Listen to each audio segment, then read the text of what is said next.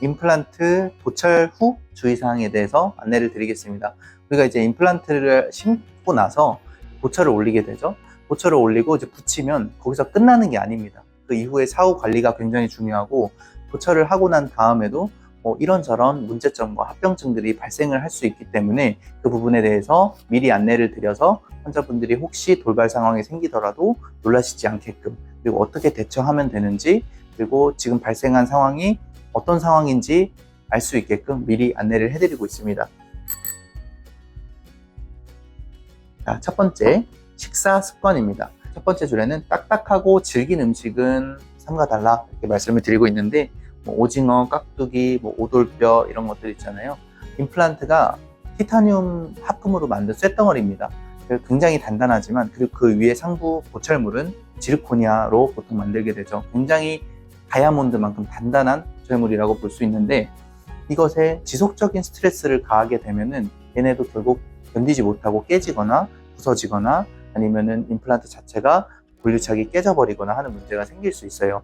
한 번씩은 먹을 수 있죠. 근데 그 식습관 자체가 딱딱하고 질긴 거를 즐겨 드시는 분들이 있습니다. 그런 부분들은 좀 삼가달라 이렇게 말씀을 드리는 거고, 임플란트 같은 경우에는 감각 수용기라고 하죠. 우리 치아는 이 치아 뿌리 주변을 감싸고 있는 치주 인대에 감각 수용기가 있기 때문에, 뭔가 무리해서 치아가 견딜 수 있는 하중의 이상의 것을 씹게 되면은 통증이 생기게 됩니다. 근데 임플란트는 그런 게 잘 없어요. 그래서 망가지고 있는지도 모르고 그냥 아그작아그작 씹다가 결국에 나중에 파절이 일어나거나 문제가 생기는 경우가 많아요. 그래서 무의식 중에 강하게 씹으시지 않도록의 주의사항을 안내해드리고 있습니다.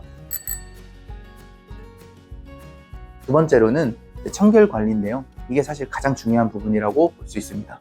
임플란트 이제 주변은 음식물이 좀 잘 낍니다. 왜냐면 구조적으로 치아랑 좀 다르기 때문인데, 치아는 뿌리에서 머리까지 보통 이렇게 매끈한 일자로 올라오게 되는데, 임플란트는 안쪽에 이제 위치하게 되는 매식체에서 보철로 올라오는 그 부분이 이렇게 볼록하게 갑자기 풍요해지면서 올라오게 됩니다.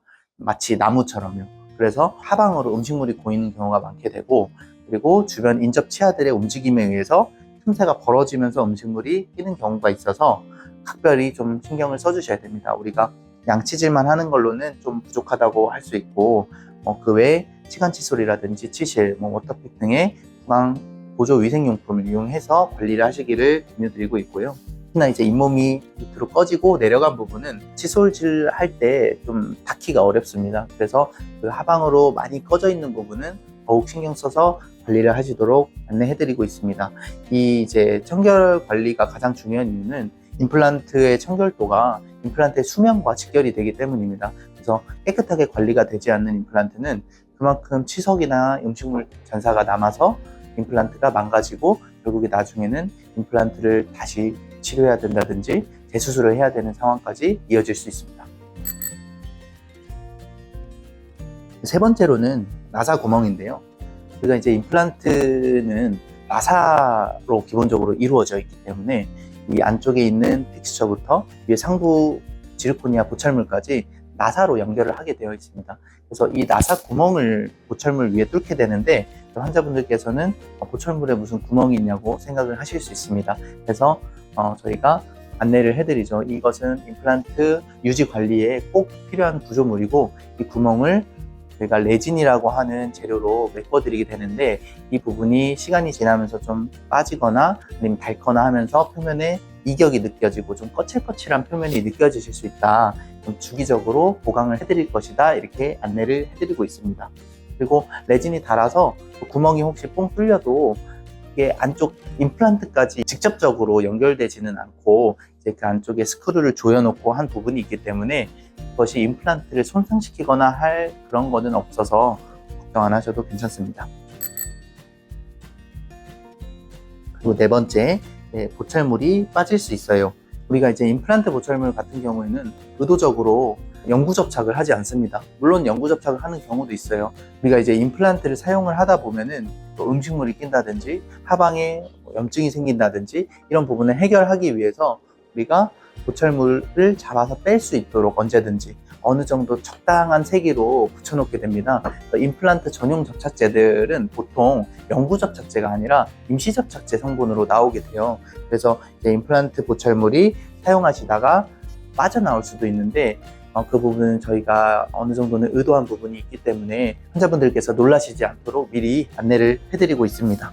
간혹 가다가 보철물이 떨어졌을 때 그것을 그냥 손으로 끼워 놓고 치과를 오시면 괜찮은데 공업용 접착제나 이런 것으로 붙이셔서 화상을 입으시거나 다시는 절대 뺄 수 없거나 이런 불상사가 생기기도 하거든요. 그래서 절대 순간 접착제 등으로는 붙이지 않도록 안내를 해드리고 있습니다. 이제 우리가 임플란트는 제가 나사라고 설명을 드렸죠.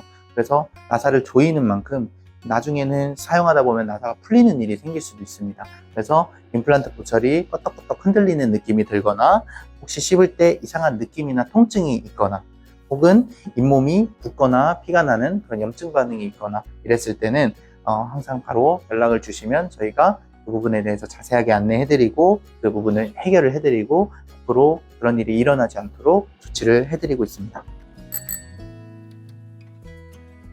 마지막으로 이제 임플란트 치료가 끝나면 이제 치과 다시는 안 와야지 그렇게 느끼시는 분들이 있어서 저희가 정기검진을 꼭 오셔야 된다고 매번 강조를 드리고 있거든요.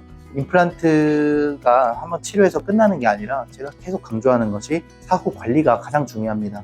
그래서 문제가 있으면 그것을 조기에 발견해서 적절한 조치를 취할 수 있도록 저희가 3개월 내지 6개월마다 그리고 아주 바쁘신 분들은 최소 1년에 한 번씩은 내원을 하시도록 권유를 드리고 있고요. 임플란트 주위에 이제 염증이 생기거나 하는 부분을 깨끗하게 청소해 드리면서 관리를 꼭 해야 한다고 안내를 드리고 있습니다.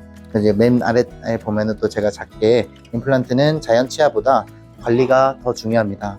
불편하시거나 궁금한 점이 있으시면 언제든 연락 달라고 이렇게 전화번호를 남겨놨고요.